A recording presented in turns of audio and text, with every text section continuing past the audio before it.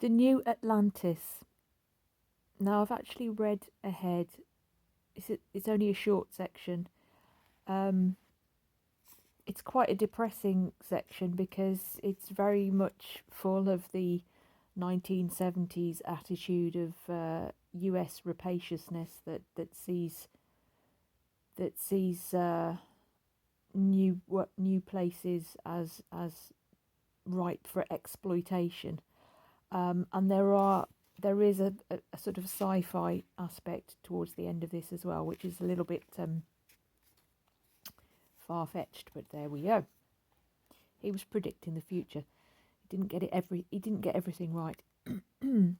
So, the New Atlantis. Within 50 years, says head of the Marine Physical Laboratory of the Scripps Institute of Oceanography, man will move onto and into the sea, occupying it and exploring it, exploiting it, as an integral part of his use of the planet. For recreation, minerals, food, waste disposal, military and transportation operations, and as population grows, for actual living space. More than 2/3 of the planet's surface is covered with ocean, and of this submerged terrain a bare 5% is well mapped.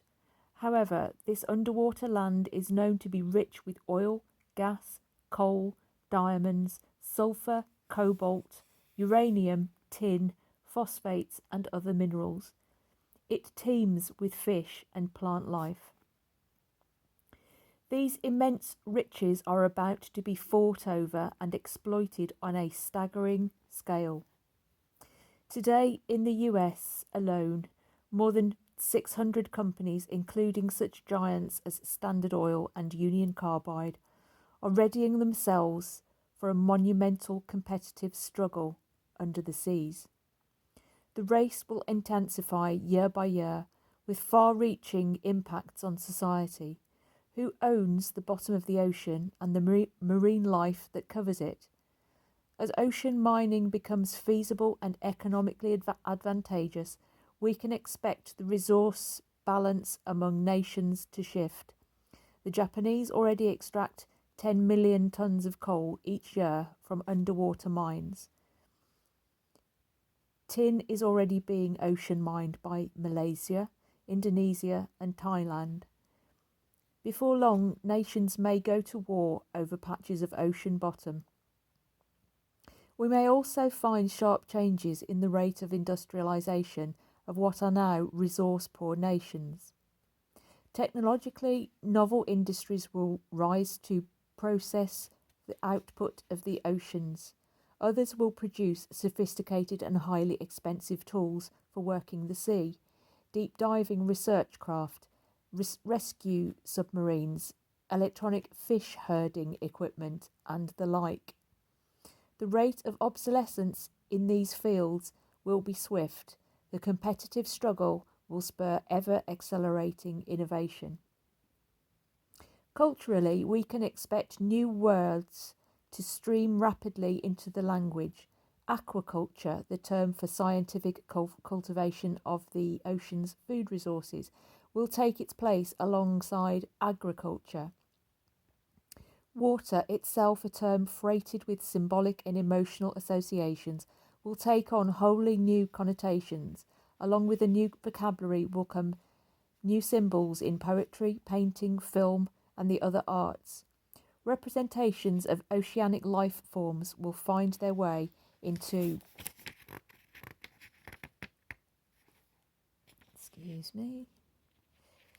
graphic industrial design. Fashion will reflect dependence on the ocean. New textiles, new plastics, and other materials will be discovered. New drugs will be found to cure illness or alter mental states.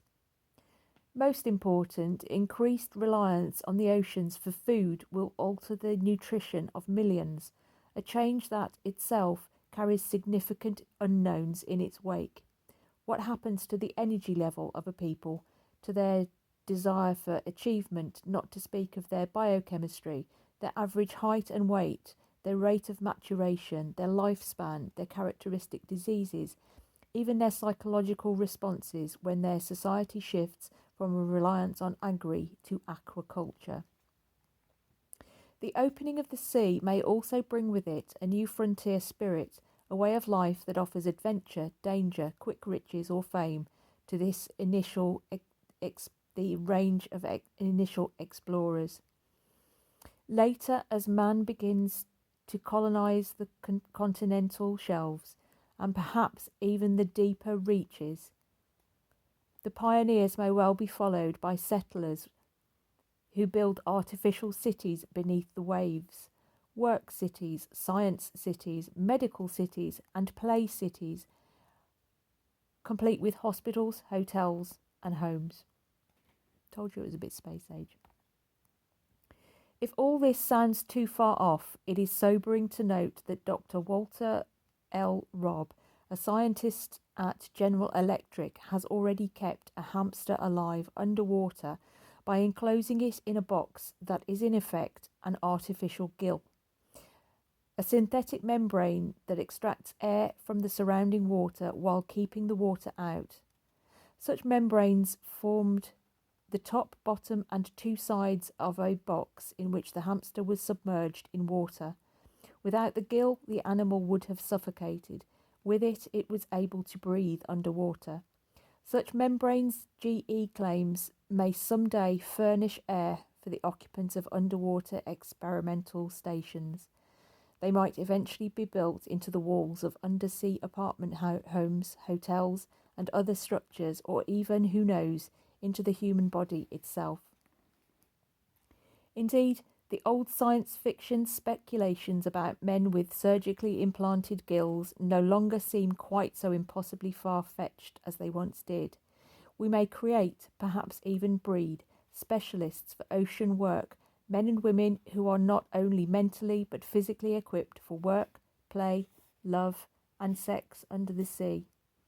Even if we do not resort to such dramatic measures in our haste to conquer the underwater frontier, it seems likely that the opening of the oceans will generate not merely new professional specialties, but new lifestyles, new ocean-oriented subcultures, and perhaps even new religious sects or mystical cults to celebrate the seas. One need not push speculation so far, however, to recognise that the novel environments to which man will be exposed will of necessity bring with them altered perceptions, new sensations, new sensitivities in colour and form, new ways of thinking and feeling. Moreover, the invasion of the sea, the first wave of which we shall witness long before the arrival of AD 2000, is only one of a series of closely tied scientific technological trends that are now racing forwards, all of them crammed with novel social and psychological implications.